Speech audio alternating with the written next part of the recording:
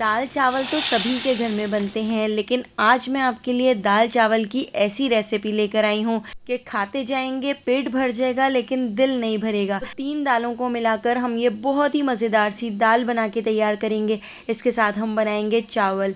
तो इन दोनों चीज़ों का तो कॉम्बिनेशन सभी को बहुत पसंद होता है। तो चलिए इसकी रेसिपी को देख लेते हैं। तो सबसे पहले इन तीनों दालों को मिलाकर हम दाल बना के तैयार कर लेते हैं। तो मैंने यहाँ पर 1 कप मसूर की दाल ले ली है और आधा कप हमने मूंग की दाल ली है और आधा कप ही माश की दाल ली है। इसको हम धोकर पानी में 2 घंटे के लिए भिगो देते हैं। तो 2 घंटे बाद देखिए मैंने इसको पकने के लिए रख दिया है। इसके अंदर हम कुछ चीज़ें ऐड करेंगे। तो यहाँ पर मैंने एक मीडियम साइज़ की प्याज इसके अंदर स्लाइस में कट करके ऐड कर दी है। एक दरमियाने साइज़ का हमने इसके अंदर टमाटर क्यूब्स में कट करके ऐड कर दिया है। एक बंच हम इसमें लहसुन का ऐड कर देते हैं। तो लहसुन को छीलकर हम साबुत लहसुन इसके अंदर ऐड कर देंगे। साथ ही 1 टीस्पून मैंने इसके अंदर नमक ऐड कर दिया है।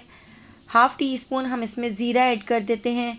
हाफ़ टी स्पून ही हल्दी पाउडर हमने इसमें ऐड कर दिया है।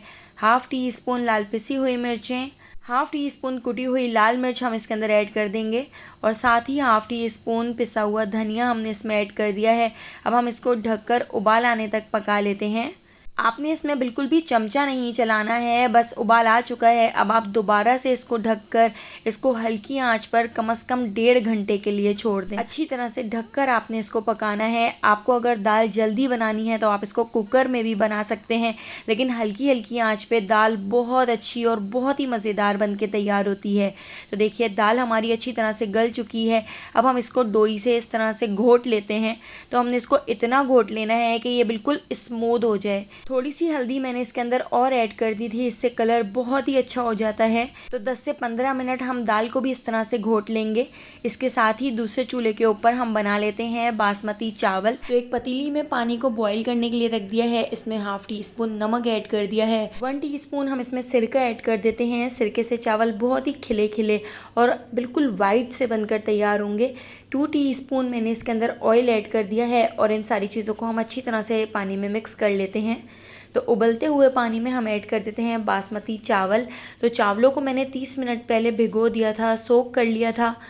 तो चावल हम इसके अंदर ऐड कर देते हैं और फुल फ्लेम पर हम चावलों को फुल बॉईल कर लेते हैं।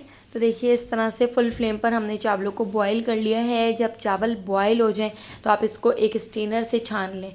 तो उसके बाद हम इसको दम पे रख देंगे। इतनी देर हम भगार बना के तैयार कर लेते हैं। बहुत ही ज़बरदस्त सा भगार बना के तैयार करेंगे। तो ऑयल को हमने एक पैन में गरम कर लिया है। इसके अंदर 6 से 7 साबित लाल मिर्चें ऐड कर दी हैं।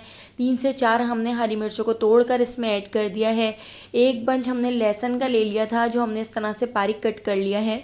साथ ही मैं इसके अंदर ऐड कर देती हूँ हाफ़ टी स्पून ज़ीरा और यहाँ पर कड़ी पत्ता भी हम इसके अंदर ऐड कर देंगे और इन सारी चीज़ों को हम गोल्डन होने तक फ्राई कर लेते हैं। तो हमने इसमें प्याज वगैरह ऐड नहीं की है, बस इसी तरह से हम भगार बनाकर इस दाल के अंदर ऐड करेंगे, जो बहुत ही मज़ेदार सा लगेगा। तो आप देख सकते हैं दाल को मैंने कितनी अच्छी तरह से घोट लिया है। इसके अंदर बिल्कुल भी अब टमाटर या लहसुन या बिल्कुल भी दाल मोटी मोटी नहीं है। तो इस तरह से घोटने के बाद हमने दाल को एक बॉईल आने तक पका लिया है। अब हम इसके अंदर ऐड कर देते हैं हरा धनिया और साथ ही हम इसके ऊपर लगा देंगे ये ज़बरदस्त सा भगार। थोड़ा भगार मैंने बचा लिया है, जब हम डिश में इसको निकालेंगे तब हम थोड़ा भगार इसके ऊपर डाल देंगे। तो यहाँ पे हमारी बहुत ही मज़ेदार सी दाल बनकर तैयार हो चुकी है। अब हमने इसको डिश आउट कर लिया है और बाकी का बचा हुआ भगार भी हम इसके ऊपर डाल देते हैं। और बासमती चावल भी हमारे यहाँ पर बनके तैयार हो गए हैं, अच्छी तरह से दम आ चुके हैं। आप देख सकते हैं कितने खिले खिले चावल बनके तैयार हुए हैं। तो अगर इन दोनों चीज़ों की रेसिपी पसंद आई हो तो लाइक, शेयर और सब्सक्राइब करना बिल्कुल भी मत भूलिएगा और बेल आइकॉन के नोटिफिकेशन को ज़रूर ऑन कीजिएगा, क्योंकि डेली मैं आपके लिए बहुत ही मज़ेदार सी रेसिपीज़ लेकर आती हूँ। तो उन सारी रेसिपीज़ का नोटिफिकेशन आपको फ़ौरन मिल सकेगा और आप मेरी सारी वीडियोज़ वॉच कर सकेंगे। आने वाली वीडियो तक अल्लाह हाफ़िज़।